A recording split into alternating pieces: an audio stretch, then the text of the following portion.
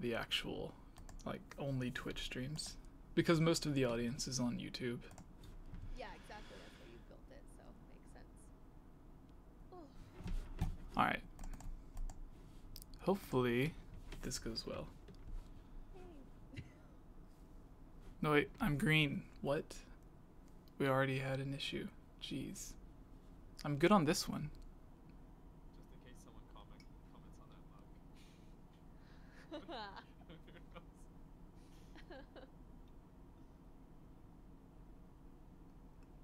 So everything's still good. But geez, Jesse, we're already live. Yeah, that's what I said. Oh, I wasn't listening to you. All good. I'm sorry. I wasn't listening to you. No, so like There we go. I see. Okay. there's no jitteriness or anything. There's no green flickers for now. Hello. Yeah. Okay. Jeez. This is a professional podcast, guys. We just have no idea what we're doing. Oh no. We're not very quiet. Hold out. I gotta tweet this business out. Yeah, I was literally doing that right at the beginning. So I was trying to, while we were ready to go, I was Yeah. getting that. Oh, but apparently we're very quiet. I'm turning it up. Oh, okay, cool. I could just yell the entire time. Turn my mic up like I have a whole mixer for it Hello, now. everyone. It's me, Connor. I do voiceover work for Game Over Jesse. Oh my No, god. no. Think about it. Have you ever seen me and Connor in the same room at the same time? I've never even seen Connor. Ah. I just Oh, know he has no. a good radio voice. Alright. No, my impression of him was probably not that good, but Alright. If you could turn your mic up, Daniel. yeah. Alright. Let's do that. My cords are getting tangled here. Oh no. Alright. How is that? Is that It's any good. better? You're good. Good? I'm assuming we're gonna be fine because there's no mess ups so far. So Yay. yeah. Alright. I You don't know got if that is a good sign. it might be. It just means something's gonna go wrong later instead of now. Possibly. That's Alright. true. Hello? Hello? Okay. You guys went quiet for a second, I got worried. Hello. No. I'm deleting. I'm taking away tabs and stuff. Alright. Oh, Twitter. amazing. Hello everyone and welcome to the Hylian Gamescast, episode 70. Today our co-hosts are Daniel and Holly. Hello. Yes. So Holly, in case some people may not know, because it has been a while since you've been on here, Yes. let everyone know who you are and how they might know you. Oh, well, I don't know how you might know me, but hi guys, my name is Holly Wolf. What's up? I am a professional model and cosplayer. I love Zelda very much, and I've done quite a few Zelda cosplays over the year. Last year I really focused on them a lot. So, yeah, I don't know where you'd know me unless like you read a lot of Playboys and sexy magazines. I used to do a lot of modeling work and stuff. So, yeah, and I play video games a lot. That's all. Awesome. All right, so today we're going to be talking about a few news stories. We have a possible 2 new Pokemon movies planned by the developers of the Pokemon Detective Pikachu movie. We have the main developer for Square Enix's Final Fantasy 15 mentioning that he would like to work on a Zelda game sometime in the future.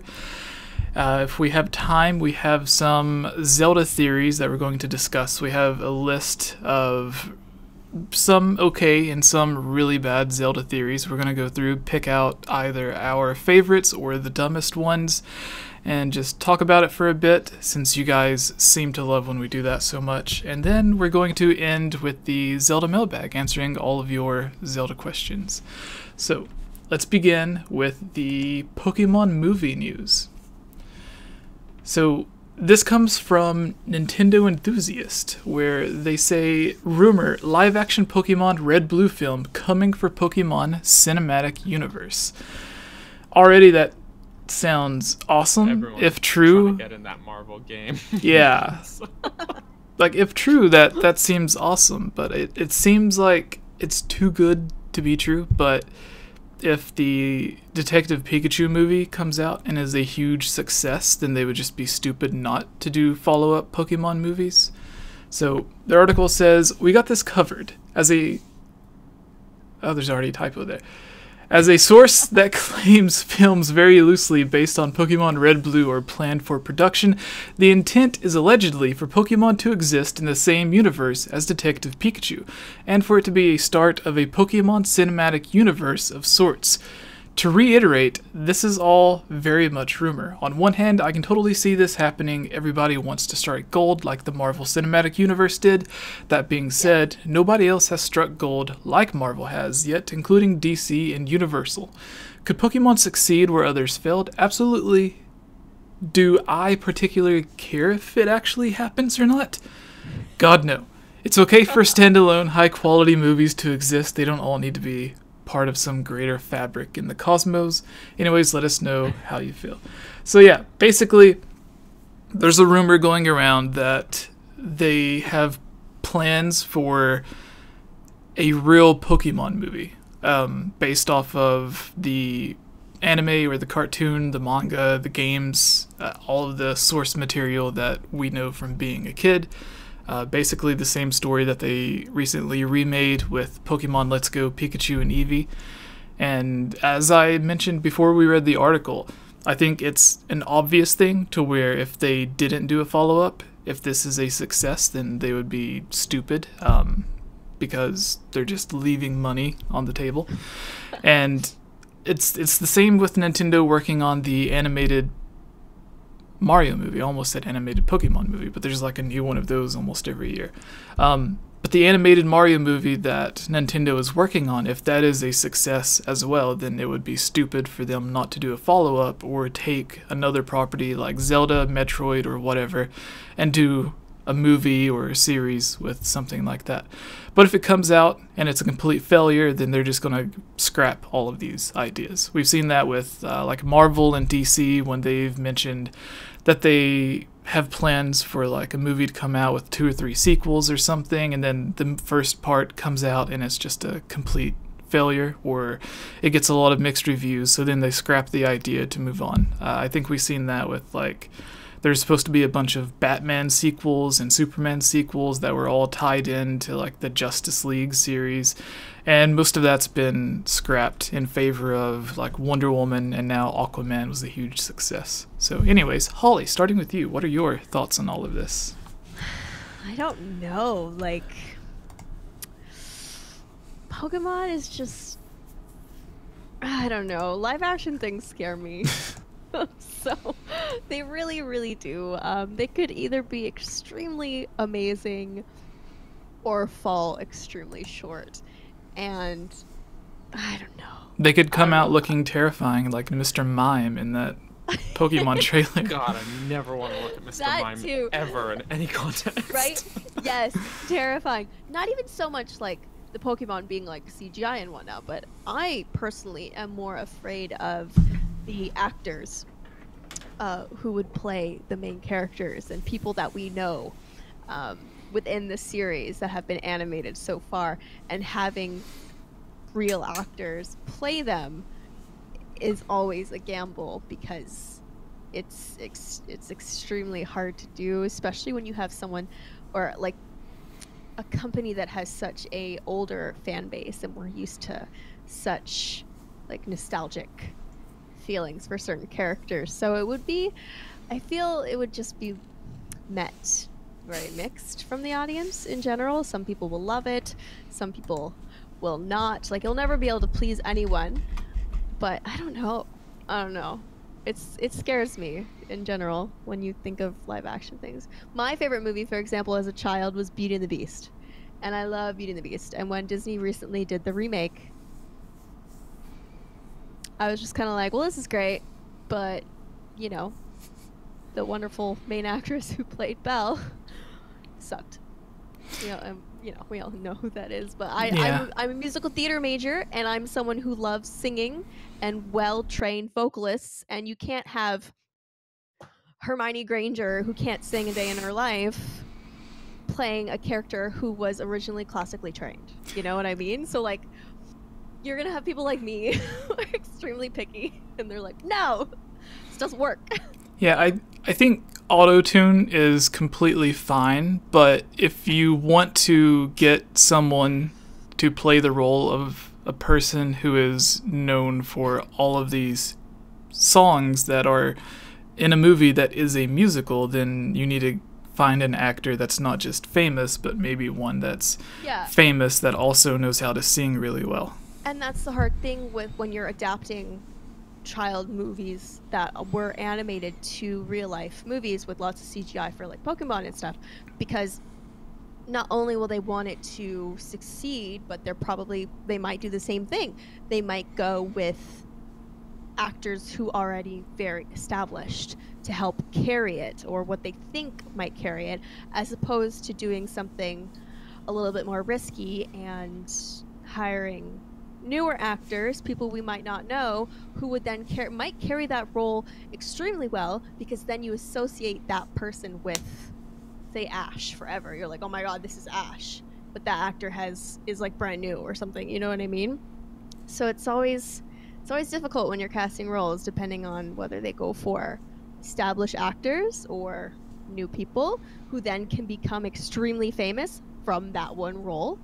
So it's Hollywood is weird, so yeah, it would also one of the, I guess, the main selling points for the casual audience and the Detective Pikachu movie is that Ryan Reynolds is the voice of Pikachu. So if they do have this cinematic universe or whatever, a lot of people that are just casual fans that watch it and then they see that, oh, there's another Pokemon movie, is like they might go in expecting that it's still Ryan Reynolds with Pikachu instead of like some, I guess, the original voice actress for Pikachu. So I could see where that might be a bit confusing for people, but then it's like, well, there's thousands of Pikachu, they're not all Ryan Reynolds. Oh, if they, oh my goodness, I know I know the original voice actress for Ash. We've traveled together to cons all the time. She's a wonderful human, and oh my god, I could just like imagine them casting like Ash as someone and just her being like,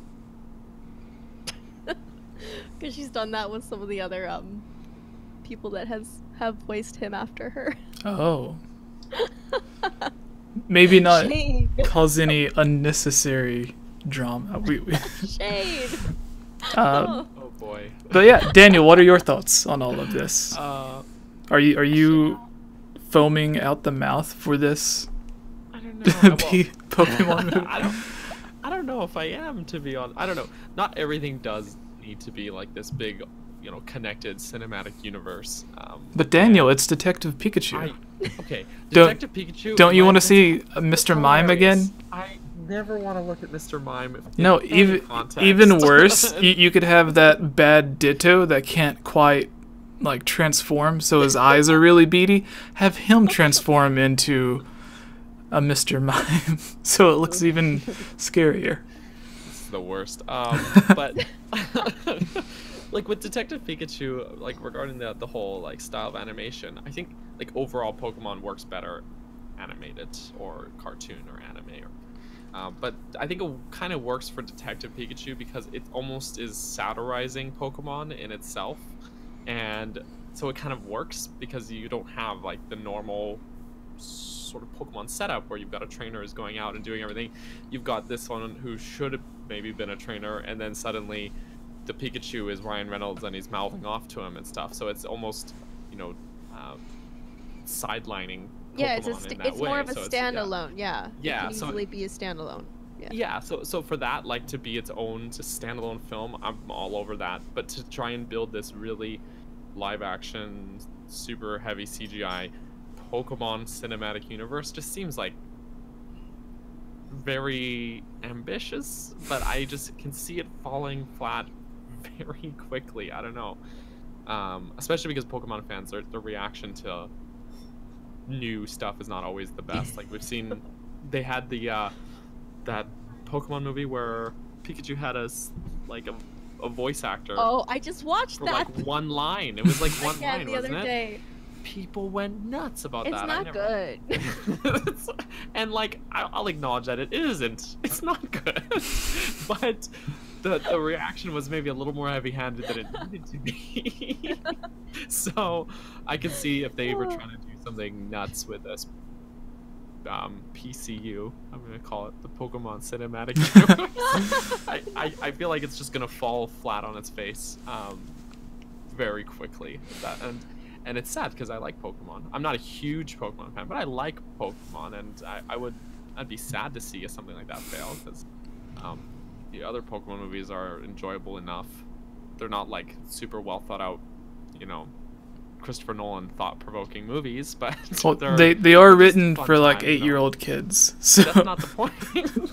Okay, well, I watched some with my son who's 6, so that's my excuse. Well, and you also have to think about if they take such a large risk, for example, and it fails like extremely badly, that can have some pretty Nintendo's a pretty big company, but it can have some pretty bad effects for future things. Like Square Enix, right? Square Enix had to merge. Square had to merge because they literally just released a movie that cost so much money. Spirits Within cost so much money that it basically they tanked the whole company. Yeah. And they're basically doing Bros it again too. Like, right? so you have to be careful. Before Nintendo ever even wanted to dip their toes in making a Nintendo movie after that, right? Yeah. So, yeah. Yeah. What a time. What a time. I remember that with Square. There was a lot of interviews where they had mentioned exactly how much money they had put into the main digital actor for the movie. Right, and yeah. they wanted her to not just be in that movie, but they wanted to use that same character model for other movies, or to use her as an actual model for clothes and stuff, which oddly enough is what we've seen with Lightning in some companies. Yeah. So it seems like they went back to that idea for Final Fantasy, using real fashion brands and everything to model these clothes and stuff, which I guess is a neat idea. I don't know what I would think if I seen Link modeling Gucci or something, but for Square, I think it works. He Gucci boy. He might be a Gucci boy. I don't know. He has so many different outfits in Breath of the Wild. Who knows? But with the Pokemon thing, it just makes me wonder. They wouldn't just have to find actors for Ash or Team Rocket or whoever, but then there's also Brock and Misty, and then do they make it a movie where they join in and follow along, or do they make it so that he just goes to the gym and then that's it, they don't follow along? How do they do that? If they're making it a red and blue retail, the first Pokemon series is kind of loosely red or blue, but if they were going for something a little more close to the games, then we wouldn't be looking at Ash as a main character anyway. Oh yeah, that's right. Probably red, and his little adventure, which is pretty much what the Let's Go games were already anyways. I think if they really want to make another Pokemon movie, they should just have an original story and not just retell the same thing they've already made how many 7, 8 games about already. So but I mean that's kind of the same answer for my Zelda movie thing that we've been asked about many times. Yeah. Yes. Don't just remake the game. Just if you're gonna make a movie, just make something new with that. So yeah, plus it would be a bit odd seeing a 10-year-old kid being followed around by an adult male and adult I always got the impression Misty was a female. teenager, not Ash is 10 forever. In real life, it doesn't really look too good on anyone's part, Yeah, they're sending a Brock child. heavily change his character because he's a Yeah. perv. I'm just putting that out Yeah. there. He's a perv. Ash He's- is extremely underage, traveling with these people. Just leaves his mom. His mom's like, "Bye, son. Yeah. Get out of my Have a house. fun time. Go Yes. animal cruelty." Do In you? the cartoon, it doesn't look too weird, but you know, like live action, that's super weird. Yeah, that you're crossing lines. This old man is giving you a strange creature, and now go into the woods. And Yeah. So before you get off the topic, do you guys have any ideas for in your magical world, even if it's not who you think might be the best idea for it, someone that you think might just be hilarious that you would just personally love to see playing the roles of like Ash or Misty or Brock or whoever? Christopher Walken in every movie. Play every character. Nice. Oh no, I have no idea. Like I can't. Like I said, I would rather have brand new actors who they find and scout and take a very long time to find and develop people that will then become massive celebrities because of the series. I don't personally think I would want to have someone who's already famous within like Hollywood celebrity scene, actor scene. I would personally like them to, you know, create famous people like they did with like Game of Thrones and stuff. Yeah. You know what I mean? Harry Potter. That was Yeah. really I cool. agree. I agree because it's like you have no preconceptions then as well about Exactly. these actors. And, you know, like for example, pretty much every movie Daniel Radcliffe is in now, I'm like, oh, there's Harry Potter. Exactly. You know, and Yeah. and he's a good actor. Like he plays these roles well. But every time I see him, my thought is it's Harry Potter. So I mean that's probably what would happen next, anyways, Yeah. to this actor, anyways. But at least going into it, then they could have a fresh canvas to paint this character on, more or less. Exactly. Yeah, exactly. Hmm. All right, so in my imaginary world, just for the comedy, I would love to see The Rock as Brock, the gym leader. Dwayne the Brock Johnson. Yeah, because like the joke is already there, and like I imagine like they both look maybe around the same height and body build and like skin tone and What do they do everything. with the hair? Like Brock's like bedhead. They just got to get like the most ratch looking wig for. I don't know. As long as they don't mess it up as much as like the Dragon Ball Evolution movie, Okay. to where they got Justin Chatwin, who I actually like as an actor. So when I went to watch that movie, I was like, okay, well they have an actor that I like, and even the actress that they had, I forgot her name, Emma Rossum, I don't remember, but I liked them, and I liked Dragon Ball. So I had hopes that it might be good, but it just completely ruined the original story. And then like I remember one of the things in the interviews, like the actor that they had play Piccolo, he was an actual Dragon Ball Z fan, like a huge fan, and they wanted to make like use his normal skin tone for Piccolo and everything, and he's like, no, we can't do this. You can't make a movie with Piccolo and not have him green. So then like he took, I forgot what it was, like he took less pay or whatever because they had to use some of that to paint his skin green and do all the makeup and stuff, to where they just wanted him to look like basically his normal self, and he's like, no, Piccolo has to be green. So the movie could have been even worse if there wasn't like a dedicated fan on there. And then like in an interview later on, the director, the producer, whoever said like they wish that they had never made it, or if they would have made it, then to be more faithful to it. Yeah, Jesus. That's not a But good sign. yeah, but he said his idea going into it was, or Hollywood's idea was that all of the Dragon Ball fans had already seen the story from the anime and the manga, so they wanted to do something different that was fresh and new and exciting. And it's like, no, that's not, like, you want to make the movie based off the source material, and then if you end up doing something else in the future, that's when you want to change it up a bit. You don't want to like immediately go out and just completely change everything. Yeah. But anyways, yeah, The Rock as Brock. I don't know who we would get as Misty. I don't even know.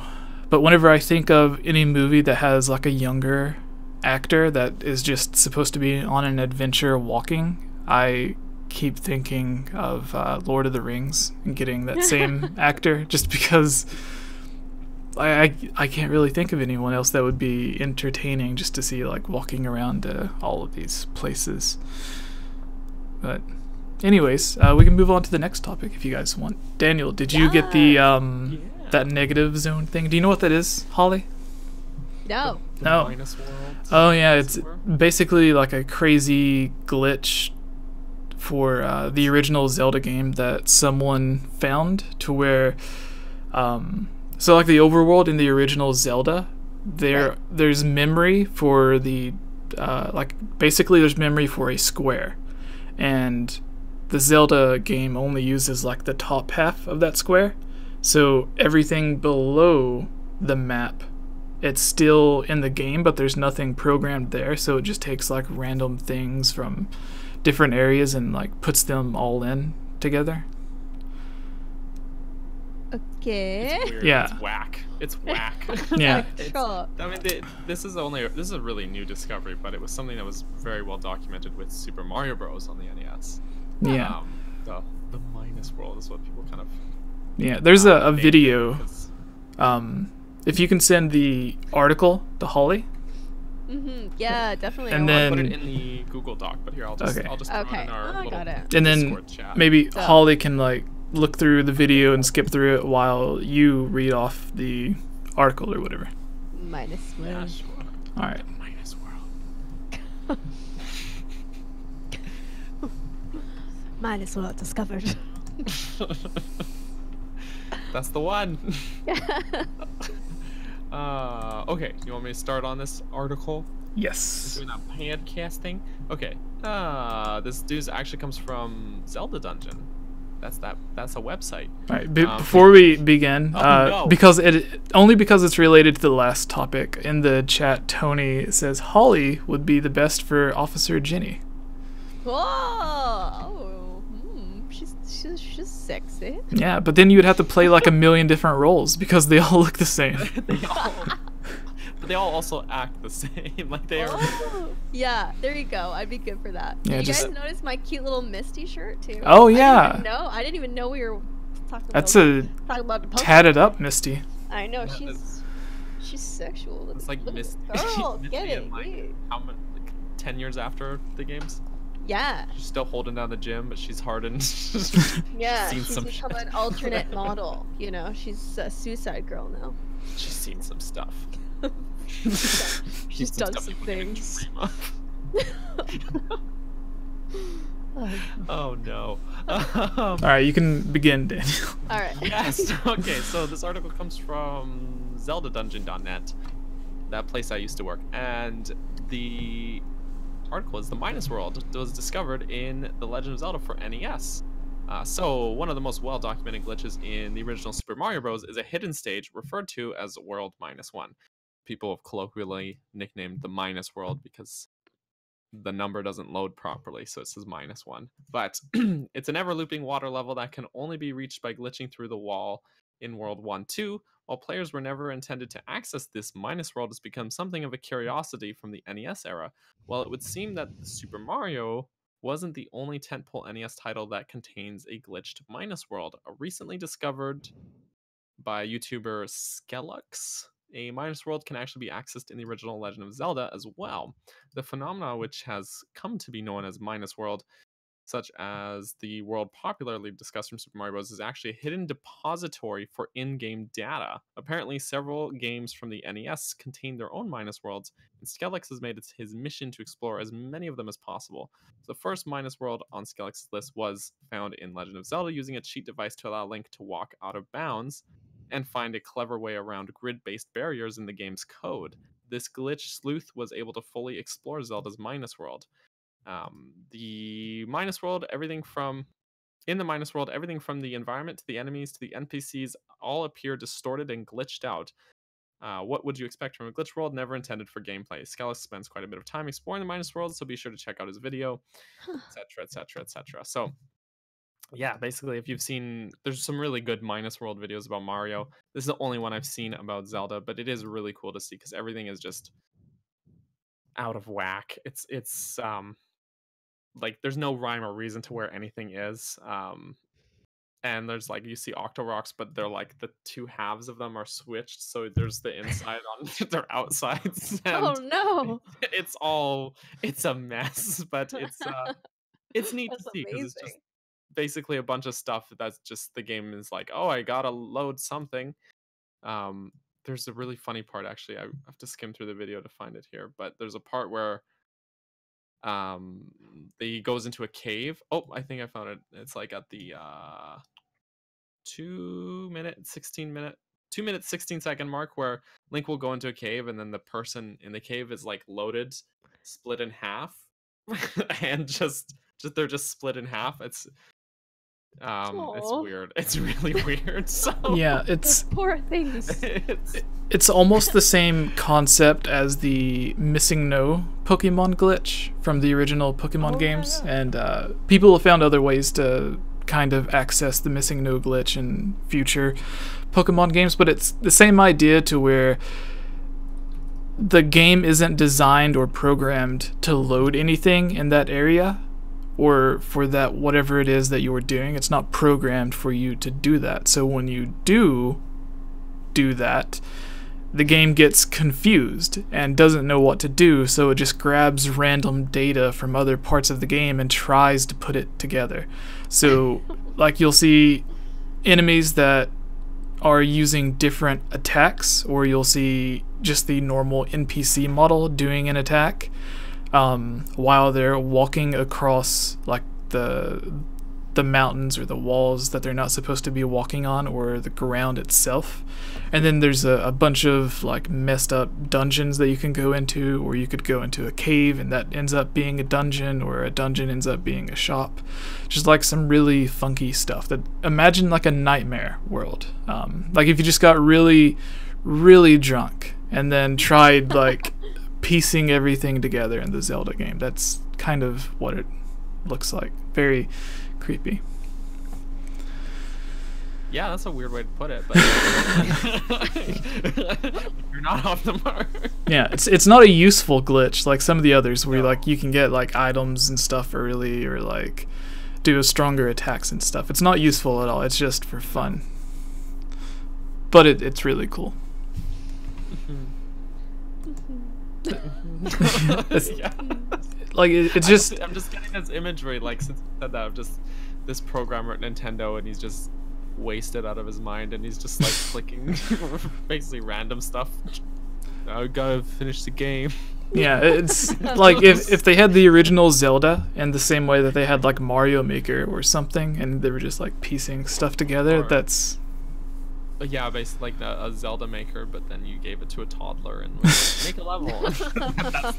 that's the minus world. Terrifying. yeah, but it's interesting that the game's like 35 years old or something like that, and there are new glitches and stuff still being found for it. That like it took someone 30 something years to think, okay, how do I do this, and then do it, because this was something like most glitches are discovered by accident, but he purposefully went in to find this. So Because you wouldn't want to go in and on purpose. Like, well, I don't know. That's like you have to have a mission for that kind of thing. yeah. Yeah. All right, so do you guys have any ideas on this, or any last thoughts? Or actually, since we're since It's out of control. since we're already kind of on the subject really quick, do you guys have any favorite Zelda glitches that you have seen? Like the swordless Link glitch and Ocarina of Time that lets you do a whole bunch of funky stuff. Fierce deity mask outside of boss rooms. And Oh yeah. Oh, that's Like pretty. Yeah. The that's only glitch that I good like time. really intentionally was like, I gotta do this. Yeah. So yeah, you just walk around Termina Field and you're ridiculously OP.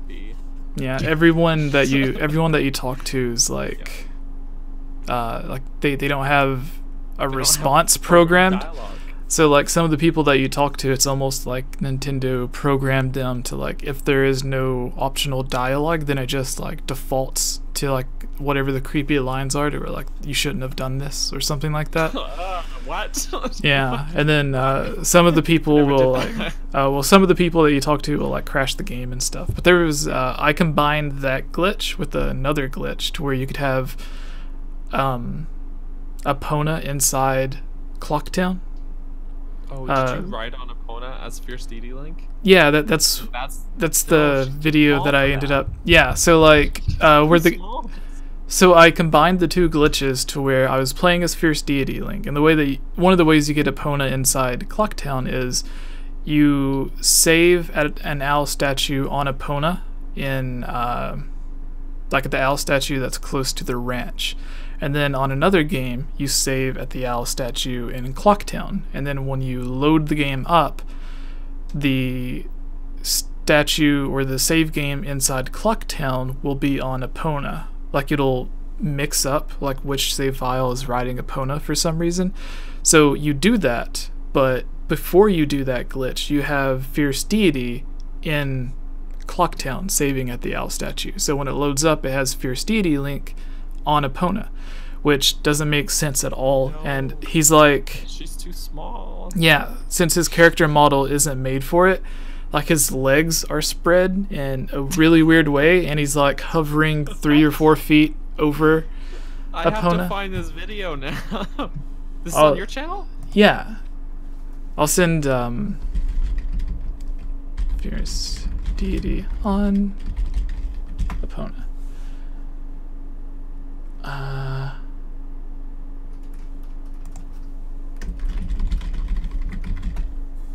What?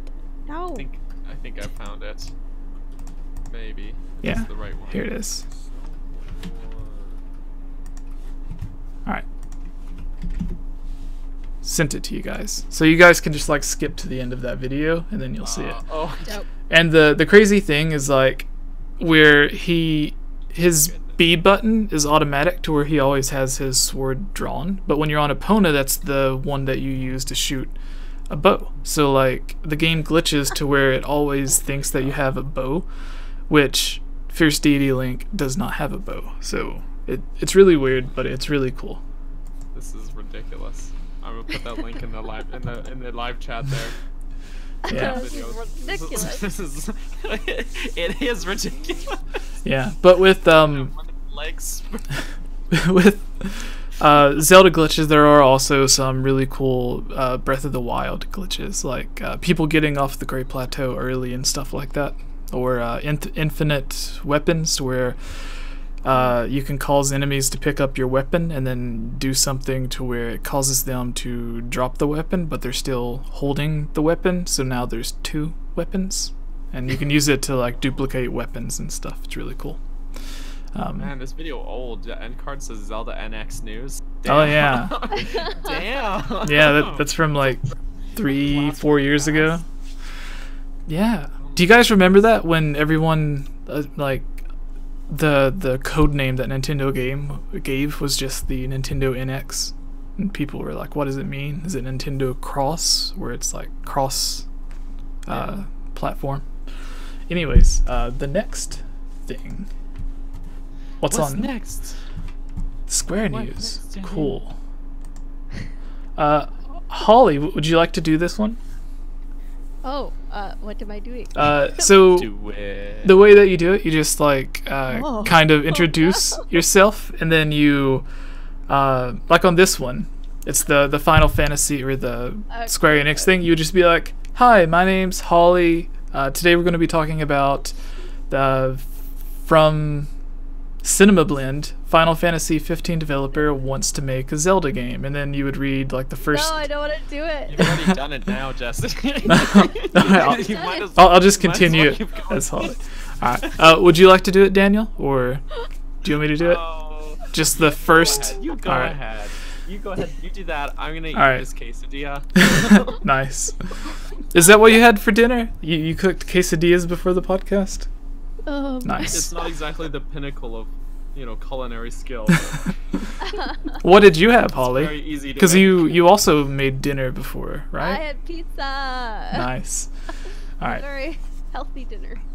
Hello, everyone. Jesse here, or Game Over Jesse, as all of you may know me. Here with us is Holly and Daniel. Today, we're going to be talking about some interesting news from Cinemablend, where the Final Fantasy 15 developer wants to make a Zelda game. As some of you may remember from the past, there have been a lot of third parties to work on Zelda games.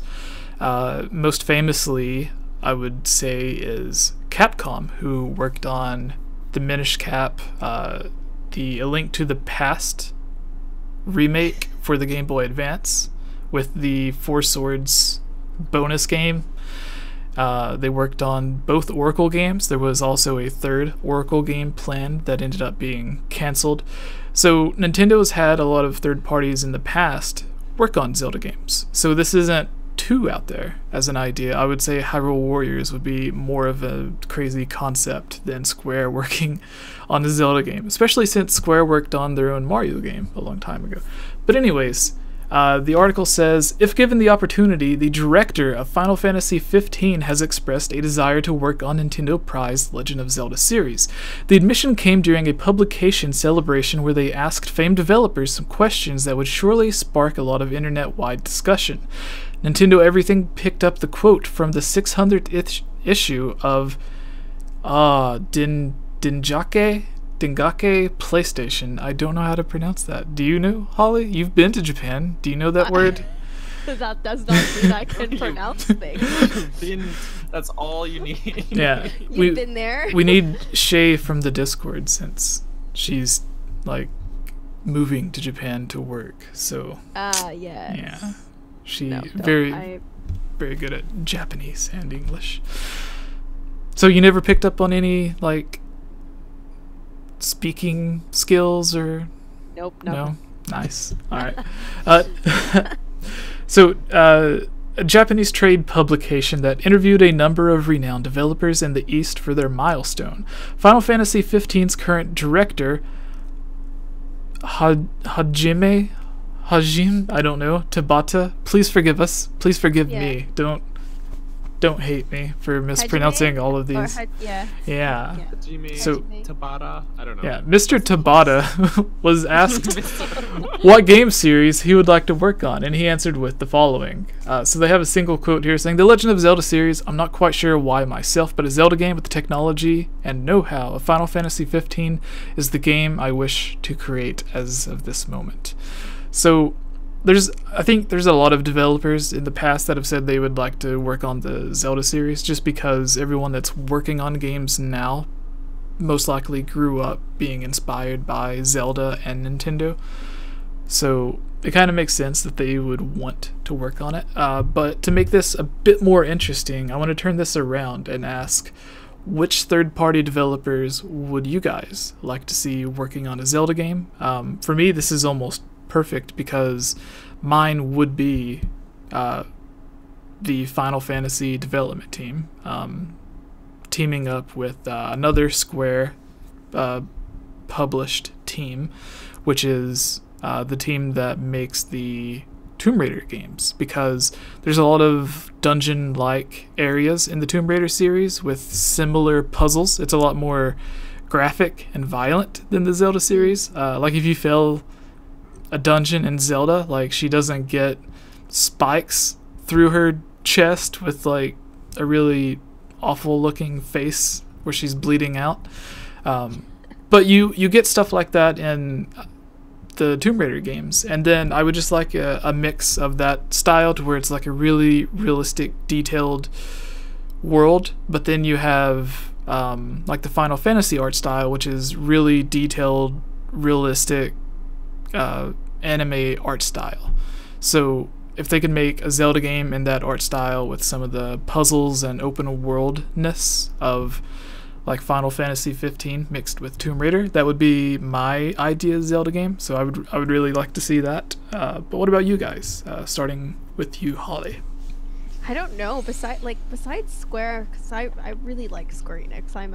Not only am I a huge Zelda fan, but I do really love Final Fantasy as a series. It's something that I grew up on and really do love. Although, like, I'm a little bit afraid of like them, you know, doing what they did with 15 and releasing a non-finished game and bringing out a ridiculous amount of DLC afterwards and like piecing a story together. Not to mention Square is kind of notorious for delaying things a lot, so I feel like It's funny because he said, "Oh, 15 with after having done 15," so that's like almost exactly his comparison on the other side of things. Yeah, it's just weird. So my pick would be Square of all companies because I do love them, but you know, at the same time they don't have the greatest track record, you know. So I don't know who else. I don't know, like Ubisoft or something. Who would make a good Zelda game? Yeah, Ubisoft. They've mentioned that like some of the Assassin's Creed puzzles and stuff was inspired by Zelda. So Yeah. And or was it number 4? The one with the pirates. yeah. Was like completely inspired by Wind Waker, says the developers. Ah, that's dope. I was like, yeah, that's neat. They're like, you got boat. Yeah, you have a game with boat. Wind Waker. Half of that game was just like sailing around. I think they went too far into the ship combat on that game because I felt like most of the game was just you in a ship shooting cannons and stuff, which is fun in Wind Waker because you only do it for like 2 minutes, but in that game it's like you were there for an hour, and then there weren't any like giant squids that you had to kill or anything like that, so it was just other ships and boring. Yeah. Ubisoft is good too because they're Canadian and they're good people. Yes. Yes. But Ubisoft has really hit some good games out of the park on Switch, like Mario Rabbids. They're not Zelda games, but Mario Rabbids and Starlink are some of my favorite Switch games. Yeah, so they've done, you know, they're kind of already in the field of collabing with Nintendo and stuff, so. Where's our Zelda plus Rabbids? Oh, jeez, No, I don't want that to happen. But instead of it's Mario, but I was gonna say instead of like Moblins or something, it's just like a bunch of crazy Rabbids.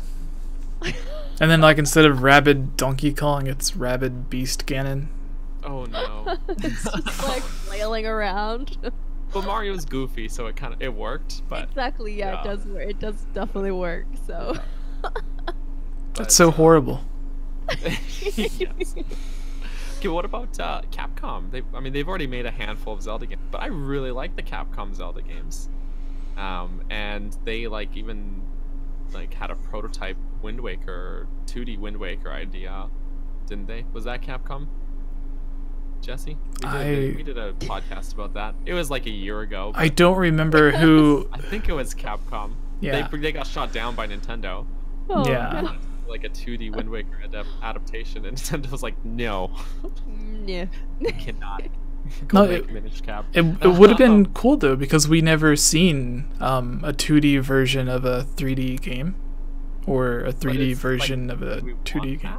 I think it would be cool. Like if the choice is you can either have this or not, I would rather have it. Oh sure, but because if it's like you can have this or just a brand new Zelda game, then plus not everything translates well from 2D to 3D. Like not all puzzles make sense anymore when you have that transition into another dimension or out of another dimension, I guess. But Capcom, I think I wouldn't mind seeing them have another crack at it. Does Capcom have any Zelda-like games? You mean like other than the Zelda games they made? yeah. Like, do they have any of their own original? I don't know. Because like they have tons of like fighting games and stuff, but I can't think of anything that's like. But you know, like side scrollers and stuff. Make it bands, but yeah. That's still a bit different. Oh, I guess Mega Man Legends would have been the closest. I don't really know. No, yeah. If a company created a Zelda game, what style would you guys like it in? Something that's very similar to what those companies already produce, or something like totally different, like a side scroller, or like if Capcom did like a side scroller, or Square Enix did like an Octopath Traveler type. Oh, that would be awesome. 16-bit but gorgeous, like on like Unreal 4 engine. You know what I mean? Like what type? Yeah. Because I was just thinking about how like I love Octopath Traveler, and that's by Square, but it's just stunning. And what, or would you like a Square Enix game where it's like 15, like Final Fantasy 15? Like what type of style? Yeah. It's tough though. I think Aonuma, when talking about Hyrule Warriors development, he was saying like if another team was outsourcing it, he would want them to make a Zelda game that he couldn't make. So it would have to be something wildly different than what we've seen Zelda prior to now. Yeah.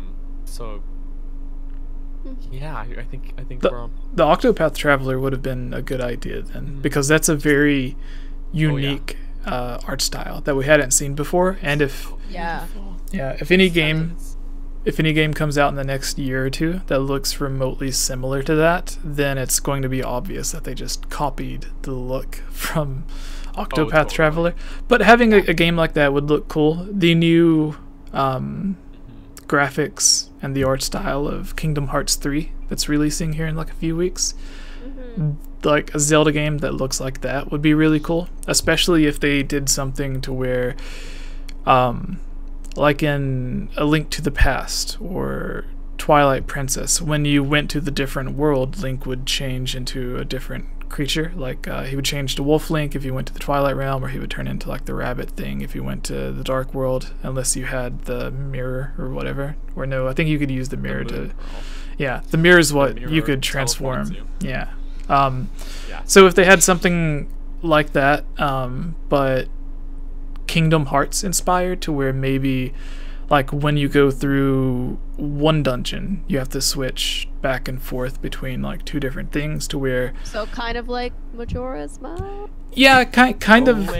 No. So kind of like Majora's Mask, but the art style itself also changes, to where like in Kingdom Hearts, when he goes to like the Toy Story world, like he looks like wooden and a toy or whatever, and then when he goes to like Halloween Town, he looks like a monster. So something like that. Is this like a strictly aesthetic change though in the talks of our hypothetical Zelda game, or? Yeah, I guess it would be aesthetic, because like the art style itself and everything, like it's not kind of like like a Link Between Worlds, but in every dungeon something's different. Like the art style, very unique to that area. Yeah, I think something like that would be a really cool idea from them. Yes. Yeah. Do you guys have anything else? Yes. Or that's all I got. I'm tapped out of ideas. Oh, another idea that we had a while back was if they like remade Zelda 2 or a new Zelda game that's like 2D, but they had the art style looking similar to Metroid. Samus Returns, is that it? Yeah, just give it that whole overhaul treatment. Yeah. I guess we can move on to the next thing now. Oh sure. Alright, so if you can send the link to Holly, or if she has the what? It's the one that's like the 5 crazy Zelda theories. Oh, I got it. Yeah. So. Oh, see, I don't have it. Okay, so. Got it backwards, Justin. No, I assumed you were on top of things. I found it. So I'm never on top of things. This list has 25 things, but due to time restraints and not wanting to be here for 3 hours, we're just gonna go through 5 of these because. Yeah, so if you look at this, I actually picked this list. So in case you don't know, Holly, I don't know if you've been on a video where we've done something like this, but you were on I know you were on a few videos to where we discussed our favorite Zelda theories, or the ones that we hated the most, stuff like that. Well, people liked those videos so much that they were like, well, instead of you coming up with your own, what if you guys just discussed this list of theories and gave your thoughts on it? People like seeing me cry, so they just Yeah. So then there's different people that would send in different lists and stuff, and ironically, the gamer has been on a lot of these because it seems like they just go and pick out things from other like top 10 lists from websites and just like copy and paste, because there was one to where like they kept on like some of the articles had like the spelling of Gerudo completely wrong, but then in the article or like the section underneath it, like number 10 would have it completely misspelled every single time that it was used, but then number 9 had everything correct. And then like you would go down to 7 and it would be misspelled again, as if like different people had written them and someone just like copied and pasted them all into a single article. Oh, okay, I see. Yeah. I see. Huh. So oh boy. with this, I picked it because it is their newest one that was just published a couple of days ago on the 17th. And the title is 25 Legend of Zelda Fan Theories, and then in parentheses, we can't believe are true. So it gives you the idea that these theories are true, but they're so crazy that they can't believe that they're true. But if you go through, some of these are just completely ridiculous. Like some of them kind of make sense, that could fit in the games, but they haven't been confirmed, and then there are others that are just completely ridiculous. So we're just going to go through, pick 5. Since there are 3 of us, you guys are going to pick 2. So just like scroll through the article while I do the intro and like pick the 2 that you want to talk about. And then you just read off the title and then the one paragraph underneath the title, and then we give our thoughts on it. Okay, cool. I don't know if I want to talk about any of these. Yeah. Alright. Well, hello everyone. Welcome to the Hylian Gamescast. I am Jesse, or Game Over Jesse, as all of you may know me. Here with us is Daniel. And our special guest, Holly. Hello. Yeah, so today we're going to be talking about 5 of these Zelda theories that the gamer has put on a list. You guys have liked these videos so much in the past. Whenever we do them, you've sent a bunch in, and this is the newest one that we've came across. It's from the gamer. It says 25 Legend of Zelda fan theories we can't believe are true. But as we go through these, you will find that basically none of these are true. That's a lie. So I guess this would be defined as clickbait. If they would have just left the "we can't believe are true" off of it, because that implies these theories are true. But if that would have been left off of it, it would have been fine. But this is just like there was a similar one that's like 10 Zelda theories that we can't believe were confirmed or something like that. But then they had like completely weird stuff. I don't know. Anyways, so we're either going to go through and pick 5 of our favorites or 5 of the worst ones, just the ones that kind of stand out for us here. So starting with you, Daniel, do you have any picked off? I was just skimming through it here, but I just this part I'm reading, I'm like just trying to decide if this even makes sense right now. It talks about Majora's Mask, but it has a picture of Twilight Princess, and I'm just getting confused. It's What? number 13. 13? Oh. But okay, I'm just. Oh my going God, to... you're right. What the heck? Right? I'm getting confused. I'm just gonna scroll up and pick a random one instead of talking about any of those. Okay. Okay, so number 22 on this list. I guess our number 1, or however many we're doing. I don't know. It's the theory is the 3 Wielders. One staple of the Legend of Zelda. I can't speak already. Okay, no.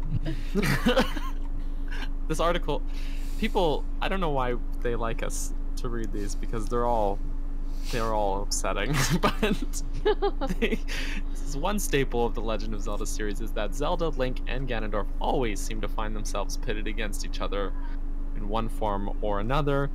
There is a theory that attempts to explain this. This theory says that these 3 are reincarnated versions of the original 3 Wielders. It's important to note that this theory is not that outlandish, as it has been confirmed that both Ganondorf and Zelda are products of reincarnation, not as bizarre as it sounds.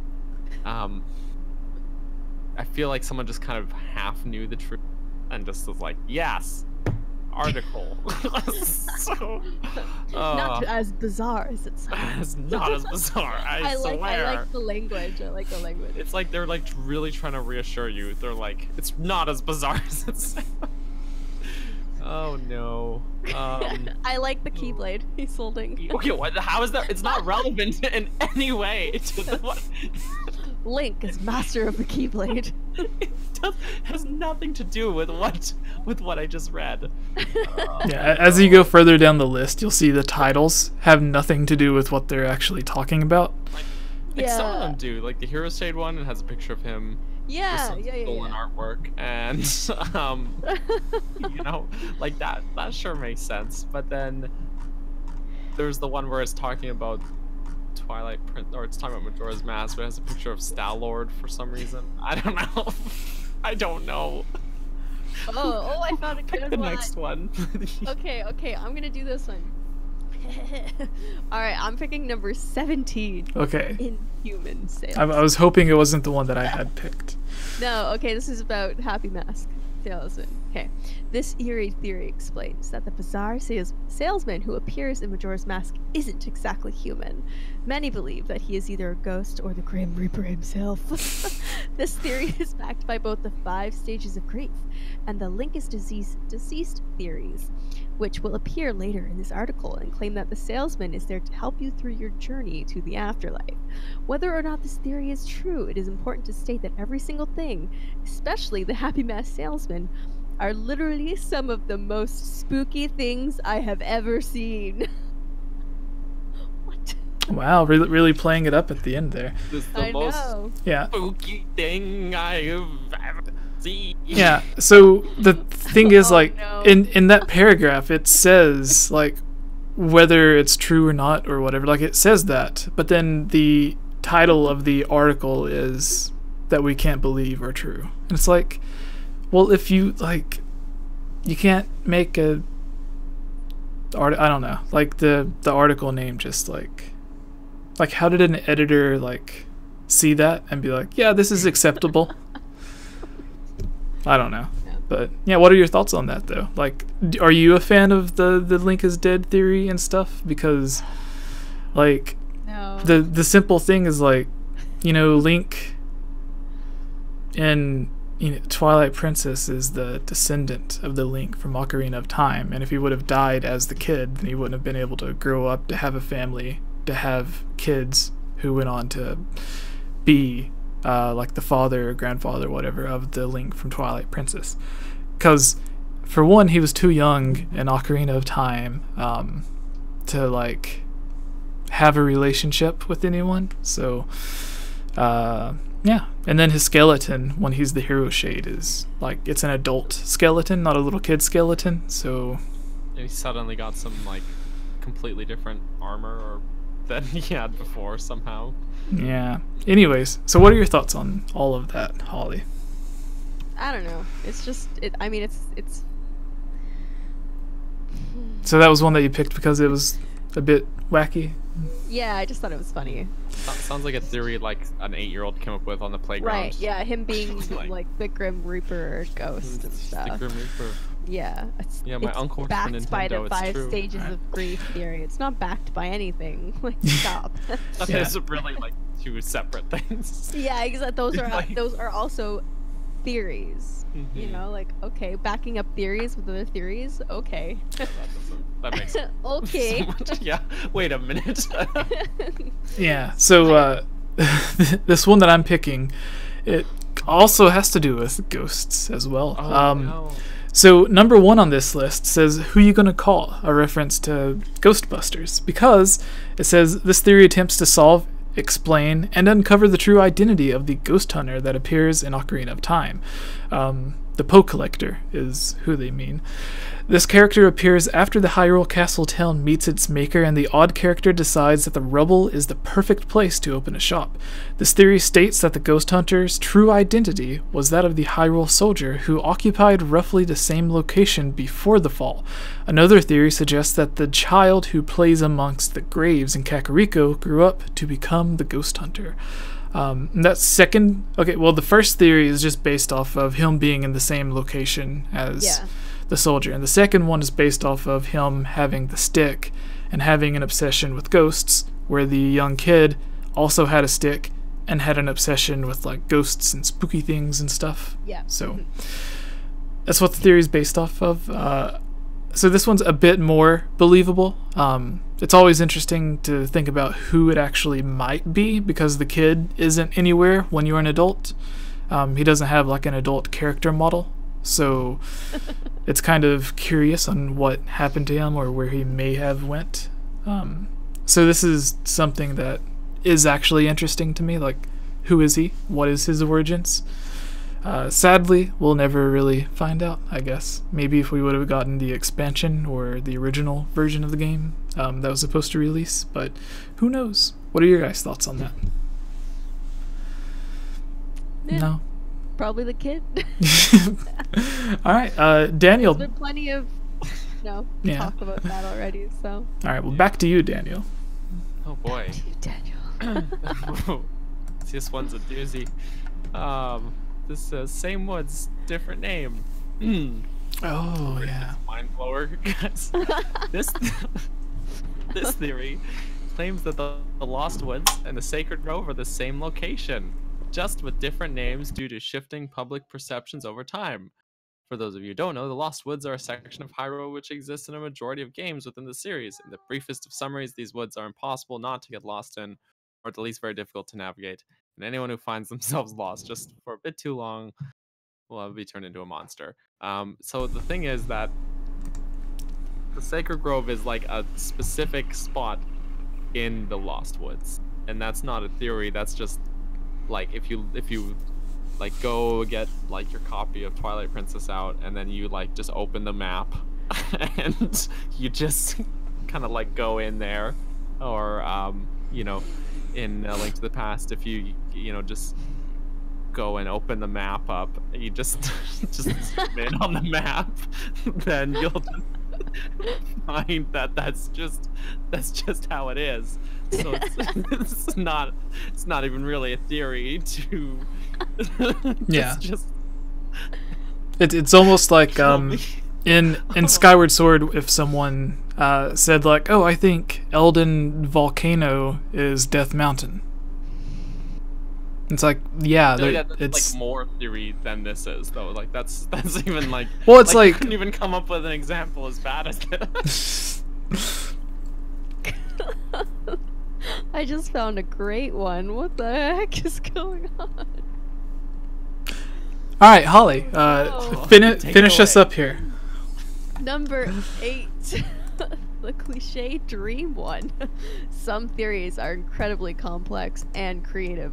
They take so much insight and imagination to create that it is utterly impressive that a human mind was able to come up with something so intricate and brilliant. Wow. And other theories are so dull and cliche that literally every single piece of media has it applied to it at one point or another. This theory is one of the latter. Some people believe. Who are these people? Some people believe each and every Legend of Zelda game is a dream within a dream, and that every game just delves deeper into sleeping Link's No one thinks that. Cool, I guess. But not a single person thinks that.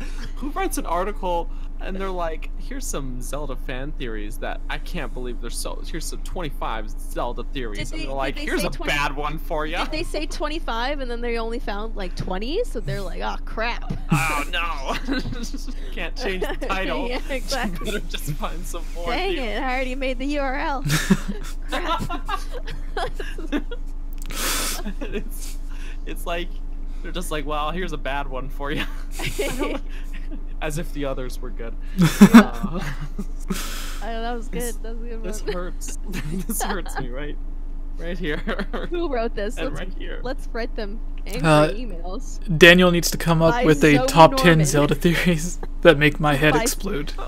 By Yes. Zoe Norman, everyone. Zoe Norman.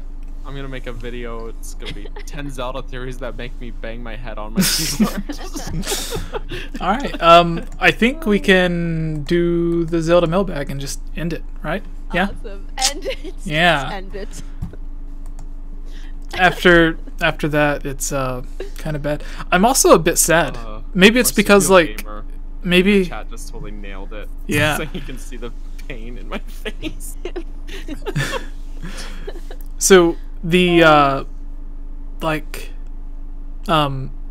I'm gonna say it was what was it? Like whenever we first clicked to go live, and then people probably went to it, seeing it was glitched out, and then went and did other things. Because the past few weeks, we've gotten like close to or around like 90 or 100 people watching. It could just be because it's like late on a Sunday or something. Because the last few weeks we were going a bit earlier, but yeah, kind of makes me a bit sad that there's like a third of the normal people in here watching. Either it's Daniel's fault for doing this so late, or it's my fault because people do not like me as a human. Well, you're a fake gamer girl. Exactly. Don't you know? They're like, nope, not that one. I'm leaving. Yeah, that's It's even too scary. I just can't watch this. Yeah. that's even what we titled the one video with you. Yeah, fake gamer girl. Yeah. Whee! All right, so yeah, you know how the Zelda mailbag works. You just like pick a question that's on the list, and then say who it is, who it's from, read off the question, and then we answer. So, were you able to update it at all, Daniel, or? Yeah, I threw a few goodies in there. In the bottom or the top? I just put them on the bottom. Yeah, it's all at the bottom. All right. So I just slap it in there. All right. Hello everyone, I am Jesse, or Game Over Jesse, as all of you may know me. Here with us on the Zelda mailbag for the Hylian Gamescast is our great friend and co-host, Daniel. Hello. And the awesome Holly Wolf. Hello. Yeah. So today we're going to be going through answering Zelda questions sent in by you. So if you would like to have your Zelda questions answered, you can put them in the comments below, and then tune in next week to see if we picked out some of your questions. If you would like to guarantee your question to be on the show, because we don't have 5 hours to go through and answer the dozens of questions that we have, you can head over to patreon.com/GameOverJesse, just as Wildhorse64, Samuel, Ren, Foxo, Andrew, Jonathan, David, Amanda, Jacob, Derek, Blargnar, Michelle, Mandy Lee, Michael, Elmer, Bootleg Boy, Vortex, Gus, Monica, Link used the Triforce, sorry, Lunarium, Shadow to Us, Rusty, Lovable Christy, Fallen Echo, and Justin. So thank you guys for your support on Patreon. So you can get your name shouted out during these videos and some of the other videos. We have a bunch of other cool stuff, like seeing theory videos or top 10 videos a bit early whenever we first post them, giving us ideas for new videos, and even coming on live streams with us like this, and joining on the podcast or the Zelda mailbag, or playing games with us online. Fun stuff like that. So go check it out at patreon.com/GameOverJesse. One of the tiers even gets you sent a cool shirt like this, or you can just purchase the shirt. But anyways, starting us off, Holly, do you have any questions picked out? Well, there's a few in chat right now, so I'll quickly do that because people are adding me. All right. Yes. Tony asked, question for Holly Wolf: out of all the Zelda series, what is your personal all-time favorite? And that would be Majora's Mask. I'm a huge lover of that game. I like how dark it is. I like the layout of it, and I don't know, it's just creepy and sad, and I like sad, heartbreaking things. Do you have any resonated with me? Do you have any favorite dungeon or mask in the game? So much. Not even. I don't even have like a favorite dungeon really from Majora's Mask. I just loved the game. I love Clocktown theme. I would just chill there for hours. Clocktown is the best theme. Exactly. Listening to the music is so beautiful. So the music in that game really got me. I'm a huge music person. Like my dad's a drummer. I took like singing and dance classes all through my childhood and went to school for musical theater. So I really am big on like beautiful music and orchestrated soundtracks. So Majora's Mask kind of got my heart there. And it was I played Ocarina of Time first, and then Majora's Mask second when I was a kid. And I don't know, I liked Majora's Mask better, and it's kind of stuck with me. So yeah, I just wanted to answer that really quick because that is my favorite Zelda game. All right, Daniel, do you have a favorite? Oh, it's too hard. So No. I don't know. I feel like I almost will have an answer in 1 year from now because I just 1 year. Give me 1 year, guys. I've been just for maybe less time, but I've been playing through all the Zelda games on my Twitch. So started at Zelda 1, did Zelda 2, finished A Link to the Past, took a slight detour to play some Blossom Tales while I got technical issues worked out, but I'm gonna be starting Ocarina of Time and then Majora's Mask and so forth and so forth. But So I don't know. I don't know if I have a definitive favorite. It might legitimately be Breath of the Wild just because from taking a step back and trying to think about it like from out of my own head is like probably the game I put the most hours into. right, yeah. But definitely not the game I've finished start from finish to the most times, but that's just because the scope of the game is so much bigger. I could put 600 hours into Breath of the Wild and only have played it 3 times through versus another Zelda game where it's like 30 hours of playthrough or less, and that 600 hours ends up being a lot more. But Gorsh, yeah, obviously I like Breath of the Wild. Yeah, Breath of the Wild is amazing. It's a close second for me. I think I like Yeah. Majora because it's just such a childhood memory for me. But yeah, Breath of the Wild is just like, holy crap, did they ever do a good job? Oh, we got a super chat. That means Jesse, you gotta turn the light on. Oh, I no, told everyone if they super chatted, we'd turn the light on. no, but he's super chatting for a thank you. No question. Yeah. Just great job, guys. Bring me Thank back Holly more. Thank you. Wait, no, but Marsupial Marsupial Gamer. has one in the thingy though. Oh, Oh, let's grab his Yes, where is it? I just saw it. Scrolling up. Yeah, there it is, Marsupial Gamer. I have a question that y'all can feel free to answer or ignore. LOL. With the Wii U games being ported to Switch, what's the likelihood of Pikmin 3 coming to Switch? Any news? Oh, please, Nintendo. that's perfect for you, Daniel. You love those games. That. You know what's funny is I just found Pikmin 1 and 2 at a used game shop for like $30 each, which is really hard to come by because in the past I've always passed up buying them because they're like $90 and I'm like, I don't think I can do for a game I could just download for $10 or something on the eShop. But yeah, I'm pretty pleased as punch. Pikmin 3 is one of my favorite Wii U games. I've legitimately played through it a dozen times, and it hasn't been out that long. So You live streamed it as well on Twitch. I did live stream it on Twitch as well, and I got really mad at myself because I was walking on a bridge, and then I turned to look at the chat, and I walked off the bridge, and I killed 60 Pikmin as they just followed me. They just jumped right off the bridge with me. They just blindly trusted me, and they all drowned. It was a really upsetting time, but. Awesome. No, I really love Pikmin. Smart AI. They trusted me. And I let them down. We trusted you. You can just hear their scream. You can, and then you see the little ghosts leave their bodies as they die. It's the most upsetting thing. Oh, amazing. Oh, that was great. If they do, I would be super happy. Unfortunately, Pikmin is one of the B tier Nintendo franchises because they don't sell super well.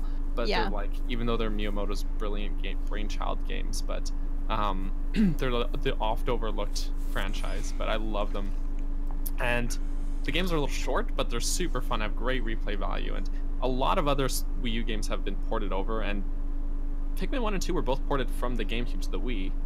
So what if we got a, I don't know, Pikmin trilogy pack before Pikmin 4 comes out? I don't know, that'd be really cool. Yeah. They're not gonna, but I really want them to. There was that interview a long time ago where Miyamoto mentioned that they were working on Pikmin 4, but in that same interview he also said they were working on Super Mario Galaxy 3, and that likely just turned into Odyssey. So I think so. I think it did. I mean, I don't think he meant Hey Pikmin. At least I'm just praying that that's not what he meant when he said they were working on Pikmin 4, because it's not quite the same thing. But I mean, between Pikmin 2 and Pikmin 3, like Pikmin 1 and 2 came out on the GameCube, and then they had nothing until Pikmin 3 on the Wii U. So I don't know. We could still see it. They just might be pulling a Metroid and just spreading their releases around, or pulling an Animal Crossing, or pretty much just doing a Nintendo. I guess we could say at this point, because A Nintendo, because all their, almost B tier franchises like Star Fox and Pikmin and Metroid and Animal Crossing, all their not Zelda and Mario's pretty much get like hugely spread releases. So yeah. Sadly. Oh, Ewan's here in the chat. That's awesome. Yeah. Oh, hello. Yeah, shout out to Ewan, who we have the chair for, and Holly, you have it as well. Yes. Right You have there. the nice orange. EwanRacing.com. Sorry. Get this man a chair. IKEA. Yeah. So, Daniel, we had the Patreon supporter question, right?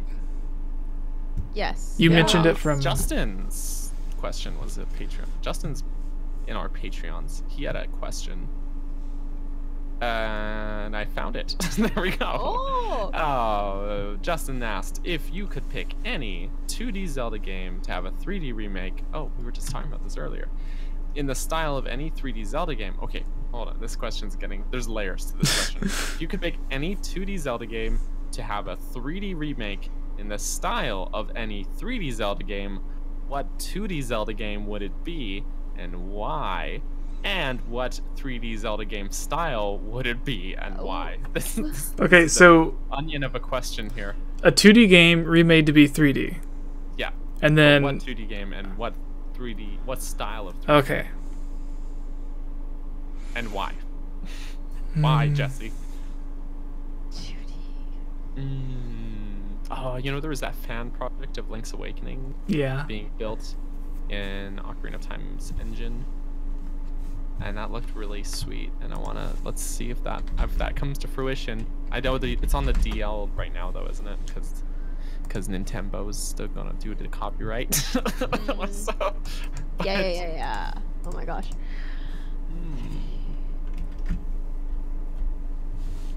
What would it be? Okay, so I'm gonna do sort of a cop-out and say Link's Awakening remade in 3D and the art style of Breath of the Wild. Okay. Yeah. Well, let's get some pretty waters. Yeah. I feel like give us Minish Cap. The translation from it's not, it's only kind of 3D, but A Link Between Worlds is like 3D. But I just want to see that translation that A Link to the Past had to Between Worlds, but maybe with Minish Cap moving that up to like it's almost, this guy's, I feel like it's kind of a cop-out answer, but I like it. I want to see that. Especially the growing super small would be really fun. So that'd be pretty cool. Minish Cap would be pretty dope. I don't know.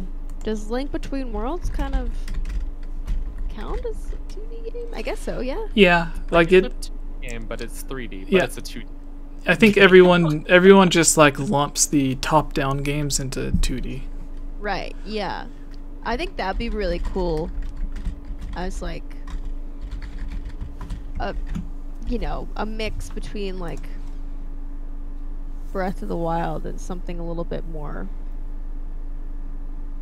realistic-ish, because it's like, I don't know. Yeah, I'd be down for that. I think there'd be some beautiful like styles in there with the two worlds going on. And lots of purples. I like purples. Wait, which game again? A Link Between Worlds. Oh, yeah, okay. So A Link Between Worlds being remade into like a full 3D game? Yeah. Yeah, that would be really cool. Especially like if you had the full 3D world with Link looking like Link in whatever art style that whoever wants the game to be in, like whether it's Breath of the Wild, Ocarina of Time, Skyward Sword, or whatever. It would be really interesting to see how the transition looks when it goes to like the 2D on the wall, since it would be a full 3D game. It's suddenly going 2D.